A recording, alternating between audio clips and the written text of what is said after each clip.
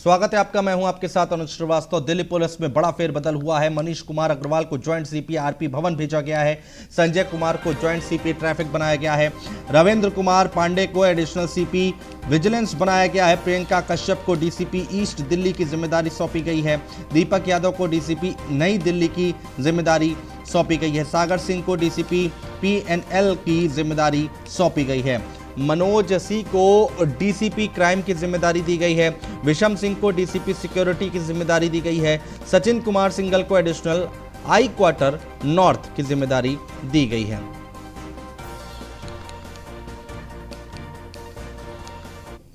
और एक अहम खबर है, सीबीएसई 12वीं बोर्ड की परीक्षा रद्द कर दी गई है। पीएम मोदी की अध्यक्षता में हुई है बैठक में परीक्षा रद्द करने का फैसला लिया गया है। छात्रों की सुरक्षा सरकार की प्राथमिकता है, ये प्रधानमंत्री की तरफ से कहा गया है। छात्रों की जान जोखिम में नहीं डाल सकते, ये पीएम की तरफ से कहा गया है। तनावपूर्ण माहौल में छात्रों पर दबाव नहीं डाल सकते। सीबीएसई के परिणाम को लेकर पीएम मोदी का निर्देश, तय समय सीमा में जारी किए जाए परिणाम, ये प्रधानमंत्री मोदी की तरफ से कहा गया है।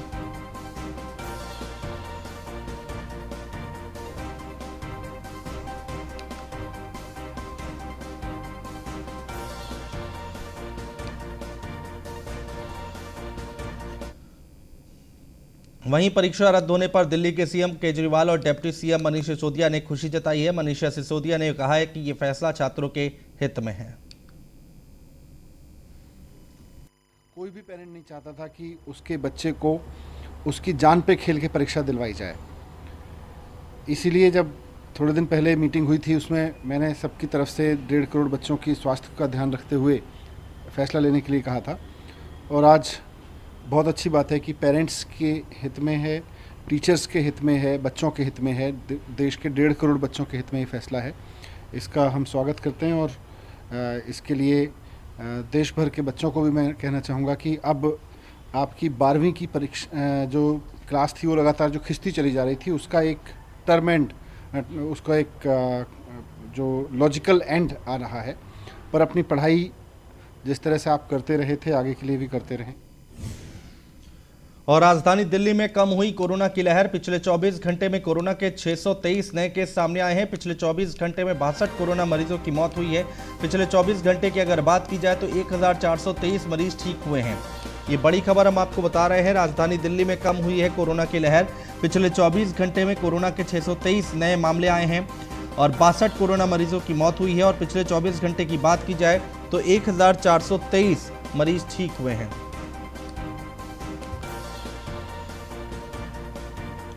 और दिल्ली सरकार की ओर से ग्लोबल पेरेंटिंग डे के मौके पर एक वेबिनार का आयोजन किया गया। वेबिनार में एक्सपर्ट्स ने अभिभावकों को बेहतर पेरेंटिंग के गुर सिखाए हैं। वेबिनार में दिल्ली के उप मुख्यमंत्री मनीष सिसोदिया, बाल मनोविज्ञान विशेषज्ञ डॉक्टर अमित सेन ने भाग लिया। इस मौके पर उप मुख्यमंत्री मनीष सिसोदिया ने कहा कि आज के दौर में भारत में पेरेंटिंग पर बात करने की बहुत ज़रूरत है। उन्होंने कहा कि कोरोना काल में बेहतर पेरेंटिंग अभिभावकों के लिए एक बहुत बड़ी चुनौती बन चुकी है। इस संकट के समय बच्चे घर से बाहर नहीं निकल सकते, स्कूल नहीं जा सकते, अपने दोस्तों से नहीं मिल सकते, बच्चों को सारा समय घर में बिताना होता है। उप मुख्यमंत्री ने कहा कि बच्चों की दुनिया घर से बाहर निकल अपने सपनों की उड़ान भरने की दुनिया होती है, लेकिन संकट में बच्चों की दुनिया पिछले 1.5 साल से घर में सिमट कर रह गई है। और इस दौर में अभिभावकों के सामने पेरेंटिंग से संबंधित नई नई चुनौतियां आ रही हैं। उप मुख्यमंत्री ने कहा कि जो देश इस संकट के समय और इसके बाद की पेरेंटिंग कर लेगा, वहां का समाज खुशहाल होगा और तरक्की करेगा।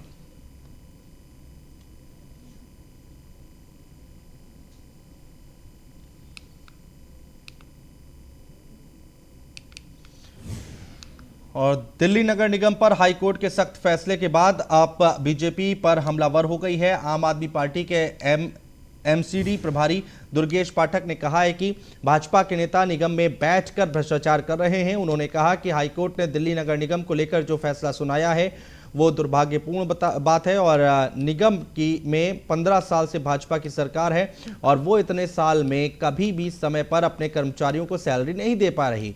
वहीं उन्होंने कहा कि निगम को बर्खास्त कर देना चाहिए और नई सरकार को लाना चाहिए जो साफ छवि की हो, जो निगम में काम करे और निगम कर्मचारियों का ध्यान रखे ताकि किसी को भी कोई दिक्कत ना हो और निगम की शान बनी रहे।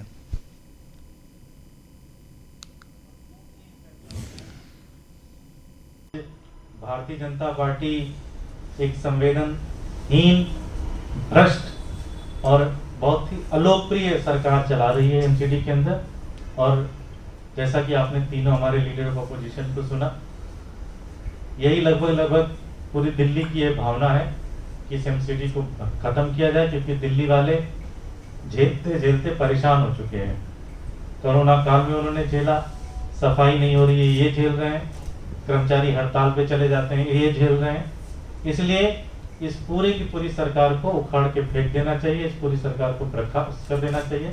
इस पूरी की पूरी एमसीडी के अंदर भारतीय जनता पार्टी के शासन का कोई मतलब नहीं बनता, इन्हें पूरी तरह से बर्खास्त कर देना चाहिए। बहुत बहुत धन्यवाद। कोई प्रश्न? जी, दो प्रश्न हैं अलग अलग, अगर आप कहें तो। सर, सवाल ये है कि आप लोगों ने इंडस्ट्री खोल दी लेकिन रॉ मटेरियल नहीं मिल पा रहा, यही हाल कंस्ट्रक्शन का है, बाजार बंद हैं, उनको भी रॉ मटेरियल के लिए बड़ी दिक्कत आ रही है, ये तालमेल कुछ समझ नहीं आया। देखिए बहुत दिक्कत आ रही है और जो आपने बताया वो बिल्कुल सही स्थिति है अभी। और जब तक धीरे धीरे फेज वाइज मैनर में जब तक पूरी दिल्ली खुल नहीं जाएगी, हम आशा करते हैं कि अगली जो मीटिंग है डीएमए की, टीडीएमए की, उसके अंदर इन सारी स्थितियों के ऊपर ख्याल रखेंगे एलजी साहब और जो सरकार के और प्रतिनिधि हैं।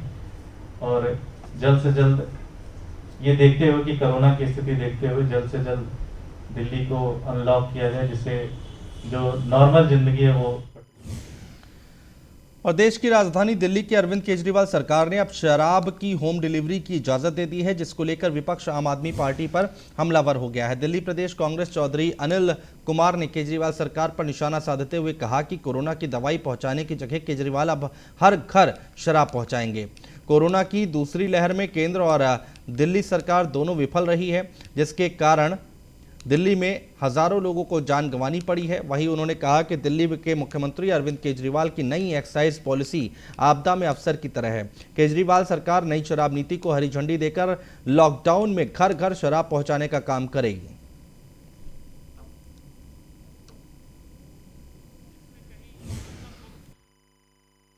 मनाने में कोई ऐसा इस कोविड में हमें कोई ऐसा कोई वो नहीं था कि हमारा आनंद का कोई विषय नहीं था। ये मजबूरन बाबा रामदेव ने हमें यहाँ खड़ा कर दिया है, क्योंकि वो लगातार बयानबाजी कर रहे हैं और जो डॉक्टर्स दिन रात, जो हेल्थ केयर वर्कर्स दिन रात कोविड पेशेंटों को ट्रीट कर रहे हैं और उन पेशेंटों के ट्रीट करते करते उनकी जान चली गई, उनके घर वालों की जान चली गई है, उनके खिलाफ वो ऐसे वो करते हैं। एक भारत सरकार का जो वैक्सीन ड्राइव है इतना बड़ा, उसके अगेंस्ट वो बोल देते हैं। जो भारत सरकार की पॉलिसी है जिसमें कि वो हमें प्लाज्मा थेरेपी या कोई भी मेडिसिन दे रहे हैं, उनको चैलेंज कर रहे हैं। बिल्कुल भी तैयार नहीं। और ये दिखाता है कि अरविंद की जो हठ धर्मिता है, अपने फैसलों को जबरदस्ती सही सिद्ध करने की जो हठ धर्मिता है, उसकी वजह से दिल्ली के लोग आज अपनी जान गंवा करके इसकी कीमत चुका रहे हैं। और उसका उदाहरण है ये कोविड-19 के खिलाफ जो जंग, यदि वाकई ये वर्ल्ड क्लास मॉडल था तो इस कोविड के खिलाफ जंग इन मोहल्ला क्लिनिकों के द्वारा लड़ी जा सकती थी। एक तरफ तो अरविंद ये कहते हैं कि भाई जब कोर्ट पूछता है कि आपके मोहल्ला क्लिनिकों में ये व्यवस्थाएं क्यों नहीं है, हाई कोर्ट ने जो तंज कसा, जिसमें खास तौर से न्यायमूर्ति विपिन सांघी साहब और न्यायमूर्ति रेखा पल्ली की पीठ ने ही जो कमेंट है कि अगर आप अपने मूलभूत ढांचा बनाया है और हम इसका इस्तेमाल महामारी में नहीं कर सकते तो फिर इसका क्या मतलब है, ये सच्चाई की पोल खोल देता है। और जिस तरह से इन्होंने कोर्ट को बताया कि इनके मोहल्ला क्लिनिकों में इतना स्पेस उपलब्ध नहीं है कि वैक्सीन के बाद वहां पर किसी को बैठाया जा सके आधे घंटे के लिए। तो एक और उदाहरण साथियों, एक तरफ तो अरविंद केजरीवाल प्राइवेट अस्पतालों में जाकर के ड्राइव थ्रू वैक्सीन का उद्घाटन कर रहे हैं कि आप आइए, विंडो पर आपको गाड़ी में बैठे बैठाए वैक्सीन देंगे। तो यहाँ भी प्रश्न उठना लाजमी है। WHO ICMR की जो गाइडलाइंस हैं कि किसी को भी टीका लगाया जाता है तो उसको आधे घंटे आपको ऑब्जर्वेशन में रखा जाएगा। तो आज उस ऑब्जर्वेशन का क्या हुआ? और यही आधार बना करके मोहल्ला क्लिनिक के ऊपर टीकाकरण के कार्यक्रम को इन्होंने मना कर दिया था। आज वही अरविंद केजरीवाल ड्राइव थ्रू पे जाकर के टीका लगवाइए, लोगों को मोटिवेट करते हैं, प्राइवेट अस्पतालों में टीका कराने के लिए बाध्य करते हैं। तो यहाँ ये सिद्ध हो जाता है कि अरविंद किस तरह से बार बार अपनी अधूरी तैयारियों के माध्यम से लोगों को इस महामारी में मरने के लिए बार बार मजबूर कर रहे हैं। इन मोहल्ला क्लिनिकों के ऊपर साथियों ना तो कोई टीकाकरण चल रहा है,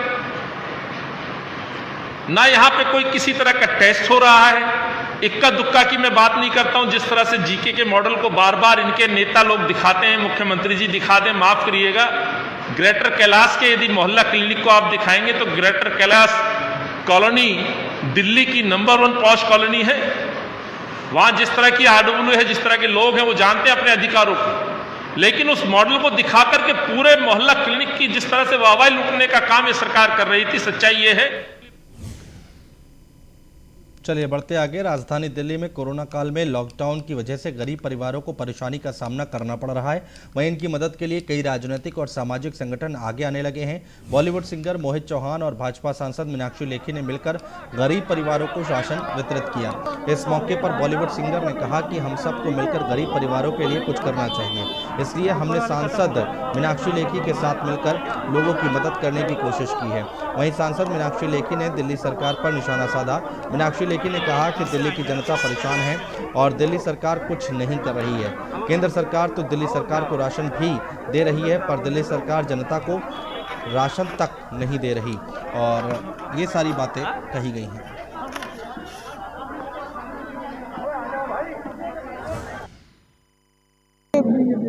मैं तो सबको एक ही बात कहती हूँ कि अगर आप एक व्यक्ति की, एक परिवार की भी मदद कर पाएँ तो आपको करना चाहिए, ताकि ईश्वर के खाते में ये ना जाए कि हमने मुश्किल के समय पर कुछ नहीं किया और लोगों की मुश्किल बढ़ाने का काम किया, बल्कि ये जाए कि मुश्किल थी, मेरे पर भी मुश्किल थी, लेकिन बावजूद उसके मैं जो भी मदद कर सकती थी मैंने वो मदद की।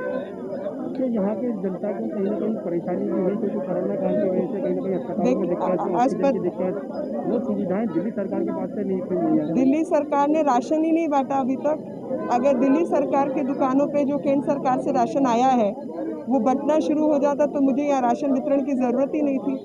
80 करोड़ लोगों का राशन केंद्र सरकार ने दिया है। मिलावट से लेकर सब तरीके का गैर नैतिक, गैर जिम्मेवार काम दिल्ली सरकार की दुकानें कर रही हैं और लोगों को हाहाकार मची हुई है, उनके पास कुछ खाने को प्रबंधन नहीं। लोगों को कुछ भी मदद मिले तो वो अच्छा ही है। गरीब लोग हैं, उनको खाना भी अगर मिल रहा है, क्योंकि नौकरी पेशा बहुत लोगों का घट गया है, दिहाड़ी का काम नहीं हो रहा है, कंस्ट्रक्शन का काम नहीं है, ये सब तो खाना पहुंचा रहे हैं और भी मदद करेंगे, तो जितनी भी कर पाएँ उतनी बहुत है। तो क्या बड़े जो फिल्म स्टार हैं या फिर बड़े जो राजनेता हैं वो भी अपनी तरफ से कुछ मदद करें तो कहीं ना कहीं ज़्यादा से ज़्यादा फायदा नहीं होगा? बिल्कुल, देश में दया भाव होना चाहिए, चाहे सेलिब्रिटी हो, चाहे जो भी नागरिक है देश का। राजधानी दिल्ली के कोटला मुबारकपुर सेवा नगर की सब्जी मंडी में निगम पार्षद सीमा भूपेंद्र मलिक ने मंडी के दुकानदारों को N95 मास्क वितरित किए। इस मौके पर सीमा मलिक ने कहा कि कोरोना महामारी से बचने के लिए मास्क ही एकमात्र विकल्प है। वहीं वैक्सीन को लेकर उन्होंने कहा कि हमारी दोनों वैक्सीन पूरी तरह सुरक्षित हैं।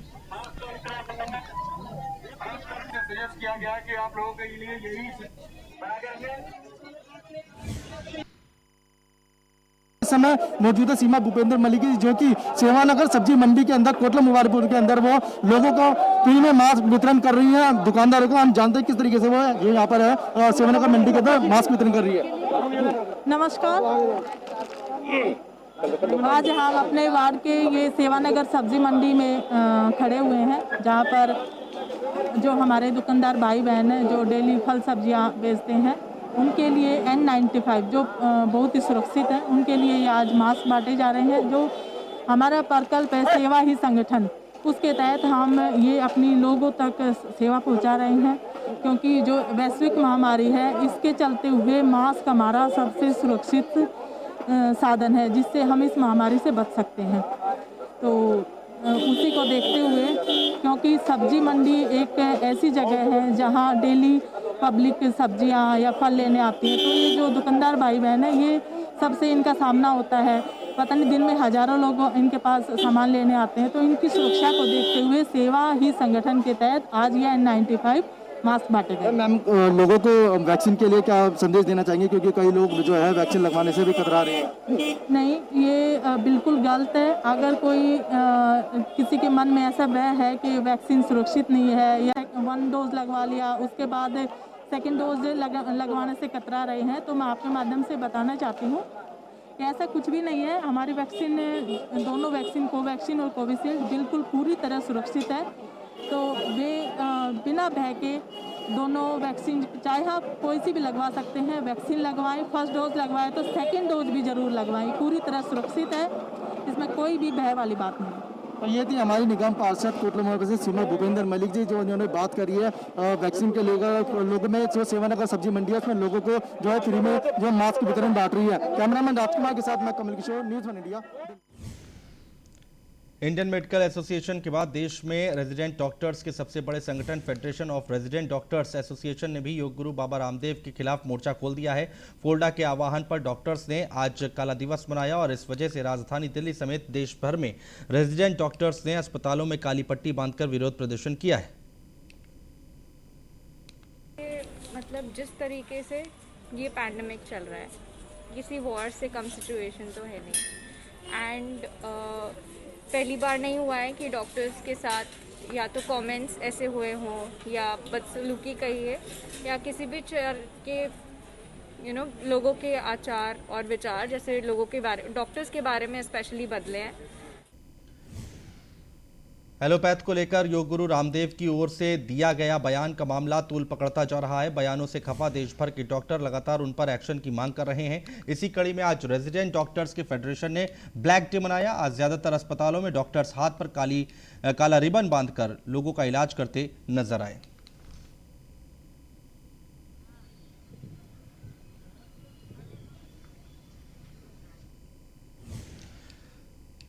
बढ़ते आगे, दिल्ली के नॉर्थ वेस्ट डिस्ट्रिक्ट के स्पेशल स्टाफ की साइबर सेल ने एक फर्जी कॉल सेंटर का भंडाफोड़ किया है। मामले में पुलिस ने 3 लोगों को गिरफ्तार किया है। ये सभी आरोपी एयरलाइंस में नौकरी लगवाने के नाम पर लोगों से ठगी करते थे। पुलिस ने आरोपियों के पास से करीब 8 कंप्यूटर, 5 मोबाइल फोन, कई बैंकों की पासबुक और एटीएम कार्ड और 2 मोटरसाइकिल बरामद की है। दरअसल महिला ने करीब 57,000 की ठगी की शिकायत थाने में दर्ज कराई थी, जिसके बाद पुलिस ने कार्रवाई कर तीनों को गिरफ्तार कर लिया है। डिस्ट्रिक्ट पुलिस की साइबर सेल की टीम ने एक फेक कॉल सेंटर को बस्ट करा है और 3 लोगों के गैंग को अरेस्ट किया है। ये इनोसेंट यंग लोगों को जॉब दिलाने के नाम पे, बेसिकली एयरलाइंस में जॉब दिलाने के नाम पे चीट करते थे। डिफरेंट करियर और जॉब वेबसाइट से इनके प्रोफाइल्स को लेकर, इनके नंबर्स को लेकर इनको कॉल करते थे और इनको जॉब दिलाने के नाम पर इनसे अपने अकाउंट में पैसा ट्रांसफ़र करा लेते थे। और जैसे ही विक्टिम अपना पैसा ट्रांसफ़र करते थे, ये अपना फ़ोन स्विच ऑफ कर लेते थे। इस तरह से इन्होंने काफ़ी लोगों को ठगा है। इंस्टेंट कंप्लेन में इन्होंने कंप्लेनेंट को अप्रोच किया, monster.com पे कंप्लेनेंट के प्रोफाइल को स्टडी किया और उसके नंबर पे कॉल किया और इनसे कहा कि आपको एयरलाइंस में जॉब दिलाने के लिए शॉर्टलिस्ट। और राजधानी दिल्ली के अलीगंज गांव में चौधरी सोहन लाल संतोष चैरिटेबल ट्रस्ट की ओर से रक्तदान शिविर का आयोजन किया गया। रक्तदान शिविर में युवाओं ने बढ़ चढ़कर हिस्सा लिया। शिविर का उद्घाटन स्थानीय विधायक मदन लाल ने किया और इस मौके पर विधायक ने ट्रस्ट द्वारा आयोजित रक्तदान शिविर के लिए ट्रस्ट की सराहना की है। वहीं उन्होंने युवाओं से अपील भी की है। महामारी के अंदर लगातार ब्लड बैंकों के अंदर ब्लड की कमी को देखते हुए आज चैरिटेबल सोहनलाल संतोष चैरिटेबल ट्रस्ट ने आज एक ब्लड डोनेट की मुहिम जो है अभियान चलाया गया है। आप देख सकते हैं मेरे पीछे ये वैन है, इसके अंदर जो है ब्लड डोनेट की जो प्रक्रिया है वो चालू है। जो यूथ है वो बड़े ही इसके अंदर बढ़ चढ़ के हिस्सा ले रहा है। आइए हम उनको अंदर की तस्वीरें दिखाते हैं, किस तरीके से यहाँ पर जो है ब्लड बैंक जो ब्लड के लिए जो लोग हैं यहाँ पर आए हुए हैं। आप किस तरीके से जो है यहाँ पर लोग जो है अंदर सोशल डिस्टेंसिंग के साथ मास्क लगाकर यहाँ पर जो है ब्लड डोन कर रहे हैं। आप देख सकते हैं, ये देखिए इस पूरी जो बस वैन को है एक ब्लड डोनेट के रूप में यहाँ पर रूप में तब्दील किया गया है। आप देख सकते हैं यहाँ पर देखिए किस तरीके से यहाँ पर जो है एक डोनर यहाँ पर है, एक डोनर यहाँ पर है। लगातार कोरोना महामारी के अंदर जिस तरीके के ब्लड बैंक के अंदर ब्लड को कमी को देखते हुए यह अभियान की यहाँ पर शुरुआत की गई है। हमने आपको दिखाया कि किस तरीके से जो है बैंक के अंदर एक जो है ब्लड बैंक की जो यहाँ पर प्रक्रिया वो चल रही थी। हमारे साथ यहाँ पे जो है आम आदमी पार्टी के विधायक जो हमारे साथ यहाँ पे मौजूद है, हम उनसे बात करेंगे किस तरीके से यहाँ पर जो आए हैं ब्लड डोनेट के, जिस तरीके से यहाँ पर जो कार्रवाई चल रही है उस पर हमारे साथ यहाँ पर मदन लाल जी आप पार्टी के विधायक, हम उनसे बात करेंगे तो किस तरीके का आज यहाँ पे ब्लड डोनेट की जो यहाँ पर प्रक्रिया चल रही है। नमस्कार, हमारे संजय भाई हैं, संजय भाई इधर आओ, संजय भाई हैं, सोहनलाल जी अपने पिताजी की याद में और अपनी माता जी की याद में ये इन्होंने जो चैरिटेबल ट्रस्ट बना रखा है उसकी ओर से हमेशा कोई ना कोई कैंप लगा के लोगों की मदद करते रहते हैं। हमारे साथ हमेशा जुड़े हुए हैं और बहुत बढ़िया तरीके से लोगों की सेवा करते हैं।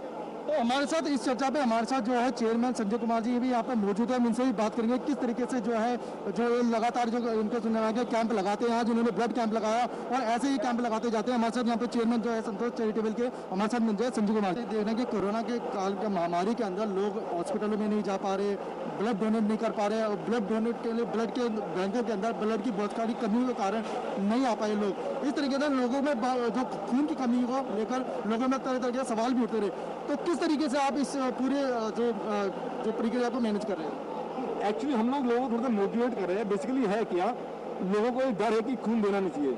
मेरा मानना है कि हर 3 महीने में हमें खून देना चाहिए। उससे देखिए, आप एक बात नोट करिएगा, अभी जो लोगों को ज़्यादातर पेशेंट जो मरे हैं वो हार्ट अटैक से मरे हैं। हार्ट अटैक क्यों मरा? क्योंकि हमारा ब्लड जो बहुत गाढ़ा हो गया था। अब आप देख रहे हैं कि आजकल खून को पतला करने के लिए डॉक्टर लोग दवाइयाँ ऑलरेडी दे रहे हैं। तो ये तो एक नेचुरली प्रक्रिया है कि अगर हम लोग हर 3 महीने में खून देते रहेंगे तो खून हमारा ऑटोमेटिकली बिल्कुल ठीक रहेगा। तो ये थे हमारे साथ आप पार्टी के विधायक मदन लाल जी और चैरिटेबल के चेयरमैन संजय कुमार जी। उन्होंने बात करी है किस तरीके से कोरोना महामारी के अंदर इन्होंने यहाँ पर जो है एक ब्लड बैंक का जो है अभियान चलाया गया। कैमरामैन राज कुमार के साथ मैं कमल किशोर, न्यूज़ 1 इंडिया, दिल्ली। और कोरोना के गिरते मामले और वैक्सीनेशन के बढ़ते डिमांड को लेकर द्वारका जिला पुलिस से एक और नई पहल की शुरुआत की है। द्वारका जिले में तैनात पुलिसकर्मियों और उनके परिवार वालों के साथ सीनियर सिटीजन के लिए आज से pick and drop vaccination centre तक की शुरुआत की गई है, जिसमें फोर्ड मोबिलिटी की तरफ से 2 गाड़ियां उपलब्ध करवाई गई हैं। ये बार बार इशू आ रहा था कि वैक्सीनेशन सेंटर चालू है, सीनियर सिटीजन की भी रिक्वेस्ट आती थी कि वो जा नहीं पा रहे हैं सेंटर तक, तो उसी के चलते कटसी फोर्ड मोबिलिटी उनकी हेल्प से हम लोग जो ये कर पा रहे हैं। और पुलिस पर्सनल के लिए और सीनियर सिटीजन्स के लिए ये वैक्सीनेशन सेंटर्स तक उनको उनका ट्रांसपोर्टेशन जो है टैक्सी के थ्रू इंश्योर किया जाएगा ताकि वो सेफली वहाँ तक पहुँच सकें और सेफली उनको फिर घर पे छोड़ा जा सके। सर टाइमिंग क्या है और ये क्या 7 दिन चल रहेगा? ये बिल्कुल 7 दिन चलेगा और सुबह 10 से लेके शाम को 6 बजे तक की फैसिलिटी अवेलेबल रहेगी और पिक एंड ड्रॉप दोनों रहेगा इसमें, और पुलिस पर्सनल देयर फैमिली। और फिलहाल हमारे इस बुलेटिन में इतना ही। नमस्कार।